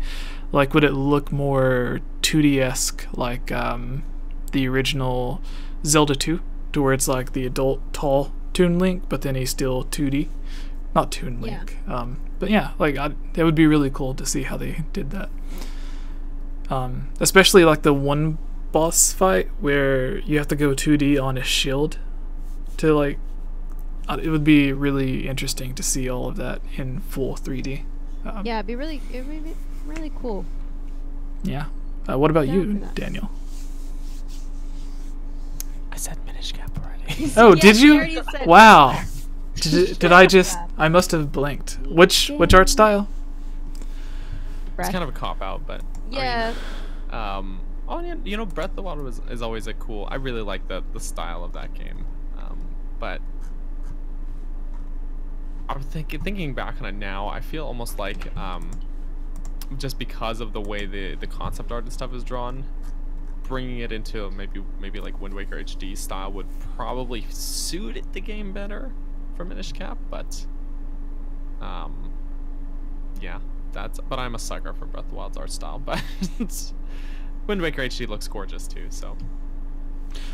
All right. So indecisive, Jesse. This is the second to last question. So if you guys have a final question, please put it in the chat, the live chat right now, and then if there's one good enough, then Daniel or Holly will pick it. But for this question, it comes from George, who says, question: what would you base off a new main race from the Zelda series, like concept-wise? Example, Rito were birds, Gorons were rocks, and such. So yeah, of course, Zora were fish, who evolved into birds, and then Koroks were... plants. Yeah, like twigs and sticks and stuff. I was gonna say Chocobo. No, it was the Kikwi were cool, like almost Bulbasaur-esque in Skyward Sword, the ones where you had to, like, you played hide and seek to get the boomerang so you could go into the first dungeon. Yeah, they're one that a lot of people forget because hamsters were also plants. Yeah, like they curled up into a ball and had the big plant on top, so it looked like a bush. It was weird, but yeah, you could go with almost anything. But what would you like to see, Daniel? Oh, another cool one. Sorry, that almost looked like Ninetales or Vulpix. Like the Keaton mask was based off of the one in Majora's Mask where like you cut the grass and then that thing comes out and like plays trivia with you. That was a really cool concept. I would have liked to have seen like a full race of them somewhere. But yeah, Daniel, what are your thoughts? What would you like to see? Oh no, I don't know things. I don't know. This is kind of like a weird idea, but like we see a lot of, I don't know, I guess it's been done though. I was thinking like more like plant sort of creatures, but then there's the Dekus in like Majora's Mask and Ocarina of Time and stuff. So that's kind of, that's been done. Someone already thought of it before I did. So we haven't really seen. I'm just gonna go really out there. Imagine a race that exists. They don't have like a physical form. They're like almost gaseous in form, but they're not like ghosts or spirits, but just like they don't have like a body. They're gas. Like when you they're alive. Kill a Poe and it turns into like the weird flame-looking soul. That's a flamey fire ghost. Okay. Flamey fire ghost. That's a different. Flamey fire ghost. Yeah, and then you can drink it. But yeah, that is weird. That's why it's different. Just consume the soul of some. Yeah, sometimes it heal you, sometimes it hurt you. You know. No, that would be cool. Good. Like a ghost race would be cool. Yeah, sort of along those lines. Poes are like actual just people ghosts, but People ghosts. they're not like a race. They're just. People They're ghosts. just. All right, Holly, do you have any? I'm a terrible. I'm trying to think. I'm like looking around my house to see if I can All right. think of any So animals. so I'm sin- like, since we're going out there, I would say, so in Majora's Mask, they introduced the concept of aliens in the Zelda series. Yes. Oh my gosh, we're gonna fight off.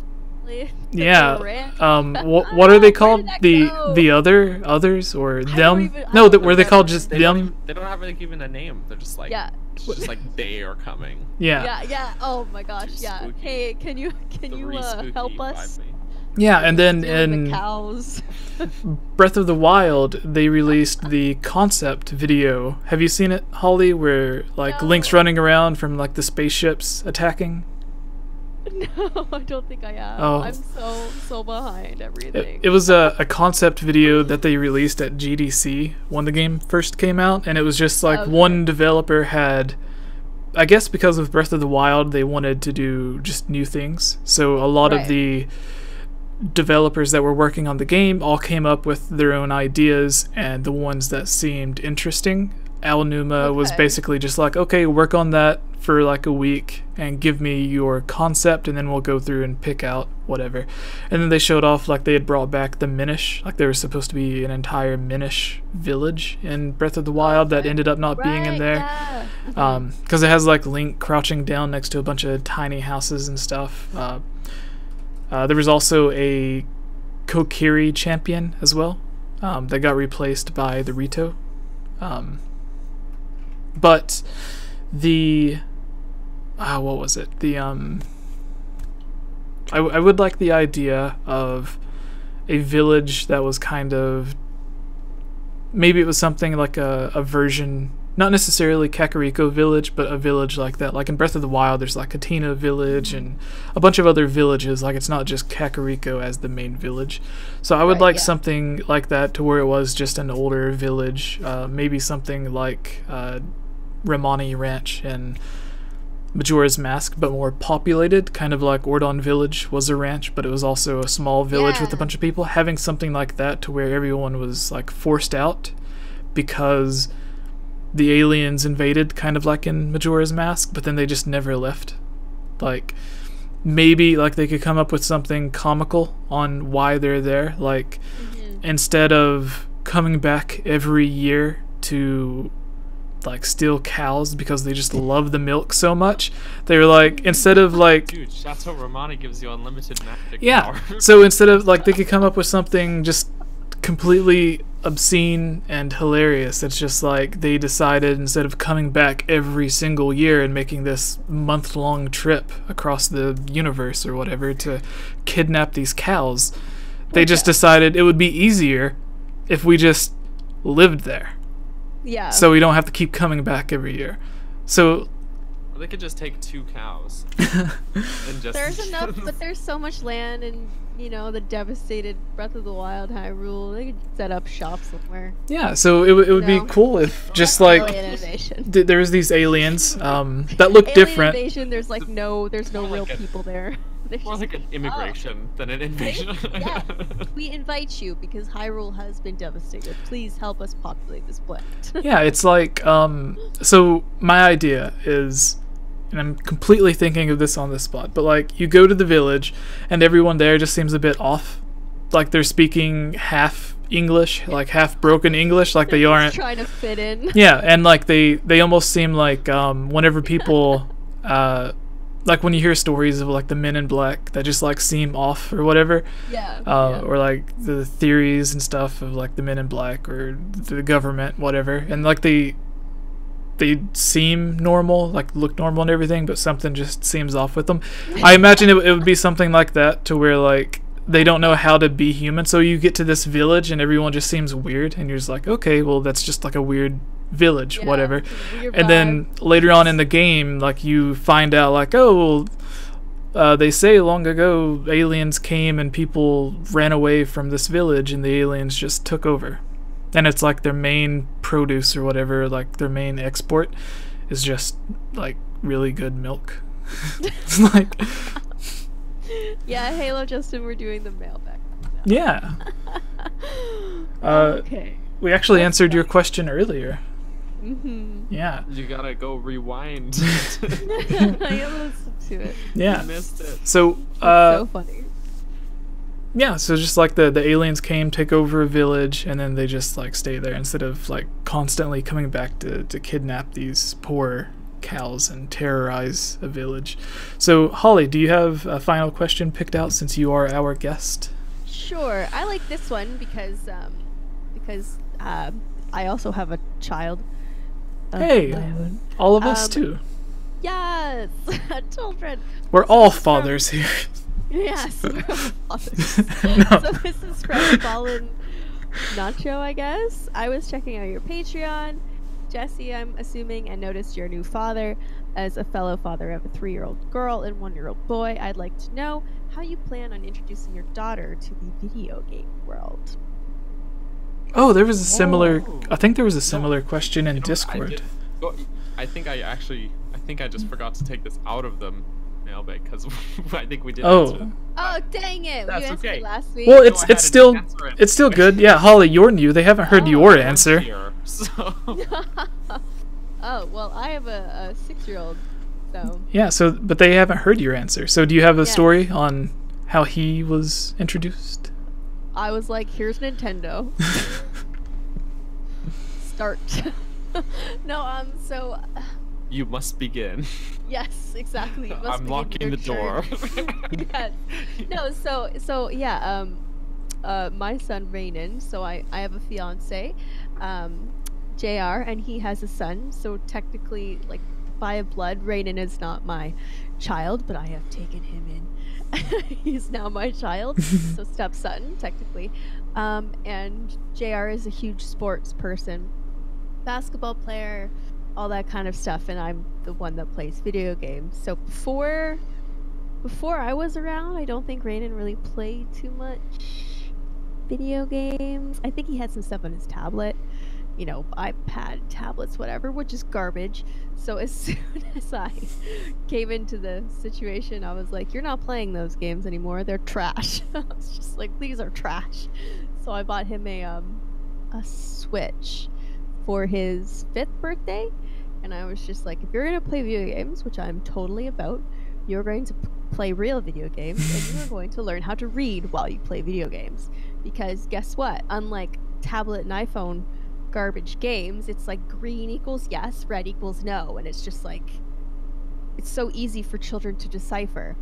So I was like, if you want to play games, then cool, but guess what? You're going to play Mario, which has extreme amounts of text. You're going to play Zelda, which has extreme amount of texts. You're going to play Nintendo games that can actually help you function as a normal human being. So that's basically what I did. And yeah, now he's like, dang, this kid is like reading crazy full sentences already, like faster than I've seen, which is great because I've basically forced him to like learn how to read via video games, which is probably good and bad at the same time.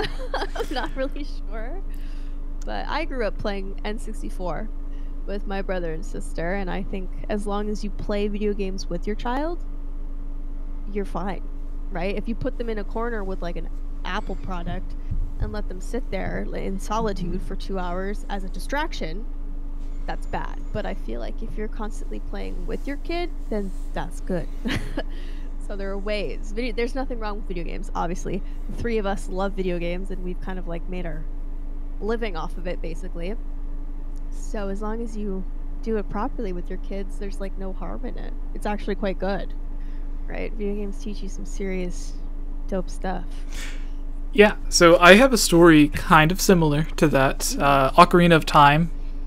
I don't know if I would say it taught me how to read, but I would say it taught me how to read better.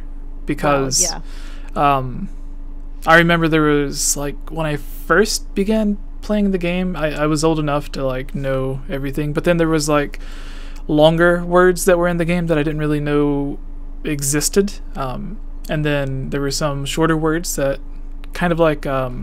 So, one example. It's actually an odd story because my teacher at the time, when I was in 5th grade, we had to write a story that, like, the whole class wrote a book and like drew pictures and stuff for it, and then everyone's book ended up getting published or whatever. And it was just like a class project that they had that was really cool. And in my book, I used the word vortex as like almost like a synonym for portal. And you know, something like you just go through and you like teleport somewhere else. Like when you were in the Lost Woods, and like there are the portals that like take you to Goron City or Zora's River or whatever. There's also the one that takes you from Lake Hylia to Zora's Domain. But anyways, in the book, I had used the word vortex often, and my teacher tried telling me that it wasn't a word, that it did not exist, and that I could not make up words for the book. And then... Who was your teacher? Yeah. Did they get fired? No. But I... Dictionary. Yeah, so I kind of like debated her, not debated her, but like I tried telling her like, yeah, it's a word. And she was like, well, where did it come from? And I said, yeah, like Ocarina of Time. There were the little tiny whirlpools in the almost at Lakebed Temple. That's in Twilight Princess. In the Water Temple, there is the little whirlpools, and if you get sucked into them, it takes you back to the beginning of the room. And there's the one section where you have to like go through a bunch of them, like dodge them when you're wearing the iron boots. And they called those whirlpools vortexes, and it says like Navi tells you to avoid the vortexes. So I used that word. Since like you get sucked in and teleported back to the beginning, I used that word for the portals in my story, and I got in trouble for it because I was apparently making up my words, and that video games aren't like they're not educational or whatever, so not to use words that it was just a weird thing. But anyways, Daniel, do you have a story? I also taught my little brother. He was... I don't know if he was having trouble reading or he just hadn't like been taught well in school yet. I'm not really sure what grade he was in, but it was like kindergarten or 1st grade. So he was just starting out. But at first, I'd let him play Ocarina of Time, and he didn't really know what the words were, but over time he ended up learning like what they meant and stuff like that. So it was really cool. But even without really knowing the words, he was able to like go through and beat the Deku Tree by himself after just like a couple of times of running through it, which is really cool. So yeah, Daniel, do you have any Yeah, well, I mentioned stories? It before when we kind of talked about this, but like the thing is like sort of as someone who's like very much a gamer, he's 6 as well. His interest sort of stemmed from osmosis, like just exposure to it piqued his interest. Kids will always want to do whatever their parents are doing, basically. You know. Yeah. So yeah, I mean, lately he just decided the other day, like typically he would go through and just kind of play because he'd see me playing or something, but he's been like, it's interesting seeing him kind of getting it more and more as the years go by. Like the first time we played a video game, we played like Donkey Kong Country Returns on the Wii co-op, and it just turned every level into a weird escort mission, but it's like super hard mode, but it was now, you know, then he played through, he actually beat Breath of the Wild on his own and Super Mario Odyssey on his own.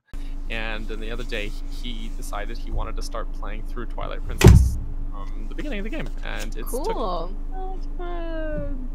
He's probably 8 hours into it. He just finished getting the 2nd set of Tears of Light. But Daniel, that game's rated T for teen. Oops. I'm letting myself play a T-rated game apparently. It's okay, but it's Nintendo. Whatever. Yeah, so. Exactly. Whatever. There's no language. There's barely any violence. I mean, there's some mature themes because, you know, a lot of Zelda games are sad. They're emotionally draining, I feel, but those are all things that children need to like Yeah. learn at a good age, like loss and sadness and all that kind of stuff.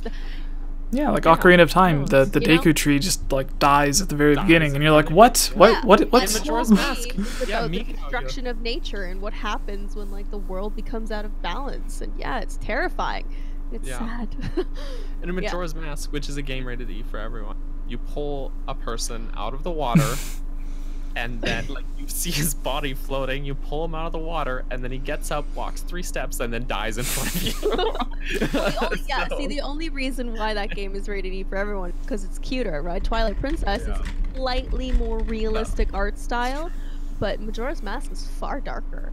Oh yeah, it's very interesting how that works. It is but it's that perception of things, right? Like just Serbi probably just sees the game, and they're like, oh, okay, well, it's just like this is this is me ranting. It's just like women's bodies. You know, my shoulders are the devil, so is my cleavage. But you know, you can 100%. I chop off someone's limbs and it's totally fine. You know, it's just it's weird, but wee.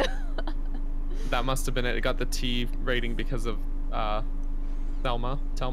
Oh yeah, she's a bit sexual, and then like Numa's fantasy. Yeah. There was the interview where Al Numa said like he wished like he wished someone like that would scold him, something like that. I'm like Al Numa. This is getting pretty personal.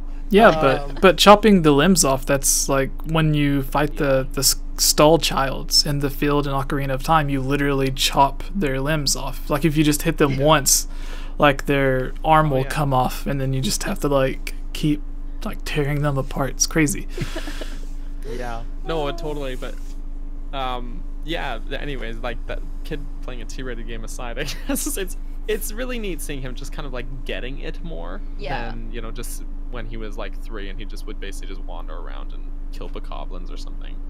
And obviously, you know, having him, like seeing him go and beat like Calamity Ganon and everything, and he got through that fine. So I mean, that's some scary stuff visually, at least. Not a difficult battle, but it's visually pretty intense. But you know, so people are probably going to be concerned now. Whatever. No, it's really cool, and you know, it's like kind of that proud papa moment, I guess. But it is fun. Like also we'll hunker down and play Mario Party together or something. And, Mario Party's dope. Yeah, it's a lot of fun. One of those games, I never really enjoyed playing growing up.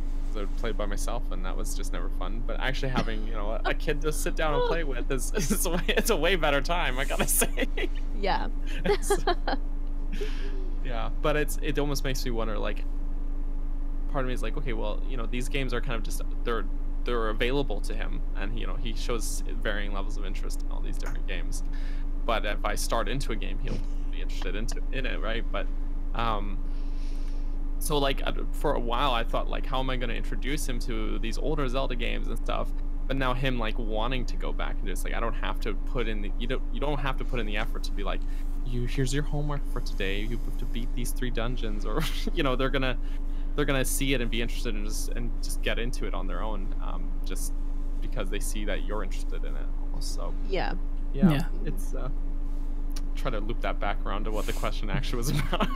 But children and video games. Yeah. Yes. That's why I'm sort of I'm really excited. If they do it well, I'm really excited for it. But Al Numa and the president of Nintendo, or the current president of Nintendo, they've teased a multiplayer Zelda game a lot. The president has said in interviews that they want to put a huge focus on online multiplayer games and adding DLC to games, even if it's like older games and they're going back and just adding DLC to it. They want to start doing that because they want to put a focus on like their online digital stuff. And then with him wanting to focus on online multiplayer games, I was going to say president again. No, Al Numa. I guess he's kind of like the president of the Zelda series. But anyways, Al Numa, he has mentioned that he would like to take like the engine and everything that they've learned from Breath of the Wild and apply it to the multiplayer concept of Triforce Heroes. So if it ends up being something that's like Breath of the Wild, but then someone else can just pick up a controller and hop in the game with you, sort of like how it's optional to have Wolf Link in Breath of the Wild. Like, you can kind of have a second player there with you. It's controlled by AI, but it would basically be the same idea, to where it's completely optional to the story. Someone can just like drop in with you and help you out. Sort of like we had Melon speedruns on 2 weeks ago or 3 weeks ago, who is he's creating he already created a multiplayer, like an online multiplayer version of Super Mario 64, and now he's working on an online multiplayer version of Ocarina of Time, to where we could all just load up Ocarina of Time together and then we could all play. And then, like, if I killed something in my world, it would die in Holly's or Daniel's, or we could both start hitting a boss together and it would die, and then we would see each other running around, like, shoot arrows at each other, and, you know, like, just Ocarina of Time, but with 4 players. So if it's something like that, to where it isn't, well, you need 4 players to play the game, but you can just use yourself if, like, you want to carry around a dummy, like in Triforce Heroes or whatever. That's really boring. Tell Jesse I need sleep. Yeah, well, that was the final question, so we're basically getting there anyway. But yeah, like, if I think that a multiplayer Zelda game like that would be a really great way to introduce to, like, if you have a younger son, daughter, sibling, or whatever, then it's like you can start up your file, and if they want to play with you, they can just pick up a controller, drop in, and whenever they're done, they can just leave, and just like Wolf Link, like, he'll just teleport out of the game or whatever. But anyways, I guess that's the end of the podcast. So once again, Holly, for those who have been watching that want to find out more from you, where can they find you? And is there anything that you're working on? Is there anything that you're working on, or conventions that you're going to be going to that you would like to promote? Not much for promotion. I'm literally just trying to get my new gaming setup done. I literally just put my, like, shields and swords up here the other day. This is my new space. I bought a house and I moved, and working on my cosplay studio, which I've been dealing with every day, and then streaming and all that kind of stuff. So just lots of house stuff for me, basically. I'm going to a Halloween convention this weekend, but that has nothing to do with, like, cosplay and stuff. I'm just working at a Halloween show. Halloween? Yeah. So just like, you know, just January, like for sure. Yes. But, you know, it's just like CES, for example. Like, all the major Halloween companies are doing a business con.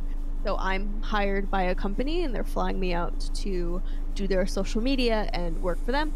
So I'll just be in sexual little outfits all weekend. It's gonna be a good time. So yeah, if you want to follow me to see some of that goodness and everything else, all my social medias, most of them for the most part, is Holly T Wolf. So that's Twitch, Instagram, Twitter, Snapchat, and Facebook. And then my YouTube is Holly Wolf TV, because YouTube wouldn't let me put the T in the middle of my name for some reason. So yeah, I have a Discord as well. If you guys want to join that server, it's, I don't know, just, I don't know how to even link that. I'm sure that there's like a link on your Twitch or Patreon or something. I'll find it right now on Discord for these guys, because I had a few people asking. Copy. But yeah, so that's all my social media, and that's what I do. I model and play video games and stuff. So yeah. How often are you streaming on your Twitch, or what kind of stuff do you stream on your Twitch, for those who might be interested? Yeah, for sure. Right now I've been playing Smash and Path. I try to stream on Twitch around twice a week for that, as well as try to get, like, all my house stuff done. I've just been extremely busy because of all this new stuff. I literally just got this mic, and I'm trying to set up my DSLR for my Twitch streams and everything. It's intense. So yeah. I'm also contracted on more of a normal cam girl site. I'm working for that, so I have to stream a certain amount of hours each week. So that's taking up a lot of my time. But as soon as my cosplay studio is done, I'm going to get back to cosplaying and working on a lot of new cosplays, including new Zelda stuff that Awesome. I've been wanting to do for a very long time. More big armor sets and other things. I don't know. I got a lot. I really love the Sheikah and the Guardian armor, the ancient armor. Yeah, Guardian armor. I still Those haven't actually cosplays. fully shot actually, Oh, and really? and neither Sheik. I haven't shot Sheik properly yet either. So I've got to get the. I have to get those done. Yeah. I'm slacking. I bought a house and I've been renovating it for like 5 months. So. Yeah. It's a good excuse. Right? You- Yeah, I'm trying to get my life together over here. You mentioned you were streaming Smash Brothers a couple of weeks ago. We had a really cool live stream to where it was like Kayla, myself, I think like a couple of Patreon people were in there too, and some of the friends from the Discord. But we did a live stream to where we were all playing with Sean Chiplock, the voice of the Deku Tree and Rivali, and Breath of the Wild. So he's the voice actor. We had him on before on the podcast and we interviewed him. He stayed for everything. He was really cool.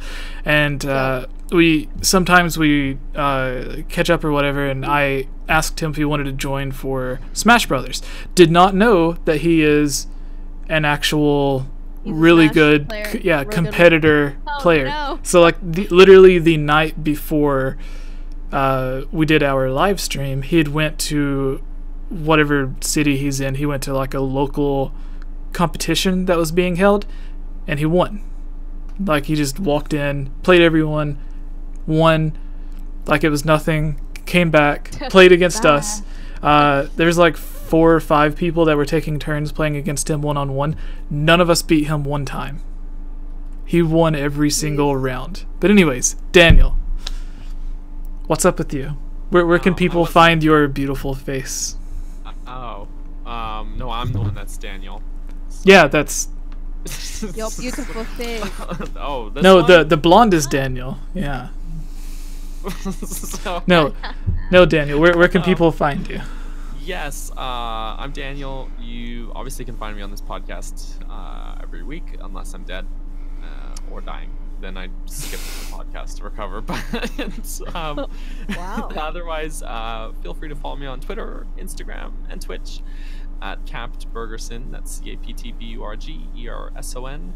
I do stream generally once, sometimes twice a week on Twitch Tuesdays and Wednesday mornings. Just got some great hardware from Amazon that I had ordered online, so I can finally get my N64 actually like on original hardware hooked up and working to do some cool streams that people have been asking me for, and they're like, when are you gonna do it? When are you gonna do the N64 games? So Jeez. yeah, no, but finally can appease the fans. But otherwise, check out my website, burgersonmedia.com, where I post all the other weird little projects that I work on, all the misc stuff. So that's a me. Yeah. Awesome. Mm-hmm. And who's Jesse? I am I've never Jesse. heard of him. Everything, YouTube, Twitch, Facebook, Twitter, Instagram, everything is just /GameOverJesse. So if you want to give the Facebook fan page a like, go to facebook.com/GameOverJesse. If you want to follow on Twitter or whatever, everything is just /GameOverJesse. But a few of you, I guess this is your first time seeing Holly on the channel, but she's actually been on the channel several times throughout the past couple of years or few years or however long it's been. She's been on a lot of discussion videos like this, podcasts, but she's also done scripted video as well. One of our most popular video, the top 5 canceled Mario games, she was on. It has like close to 1.5 million views, so that's insane. So go check those videos out if you want to see scripted videos with her in it, or if you want to see other discussions on more topics. There's an old live stream of Breath of the Wild that she did on the channel long ago. That's really cool if you want to go back and watch that if you're into Let's Plays and stuff. But yeah, thank you guys for watching. Thank you, Holly, for joining last minute. We were originally going to interview the creator of Blossom Tales, which Daniel mentioned that he streamed earlier. He was going to come on, but his dog got sick, and then he had to cancel and reschedule, and then Kayla had to reschedule yesterday, and then earlier today, Ilya had to reschedule. So we were just like, well, who can we ask last minute? I'm so here. yeah. So thank you, Holly, Of course. so much. Of course, thank you, Daniel, for always being here, and Thank you, thank you everyone for watching. Yeah, go follow everyone on Twitter so you can catch more of us. Yeah.